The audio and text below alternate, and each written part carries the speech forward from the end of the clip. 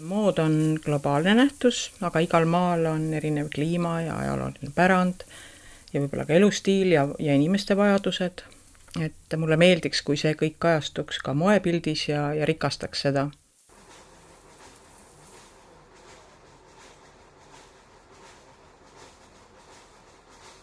Ma arvan, et kõik tekstiilmaterjalid on väga huvitavad ja sünteetiliste materjalide kasutusvõimalused on piiramatud, aga hetkel huvitab mind just nimelt töötada naturaalsete materjalidega ja olen endale püstitanud väljakutse töötada väga piiratud tehnoloogiliste võimalustega kudumismasinatega ja naturaalsete materjalidega.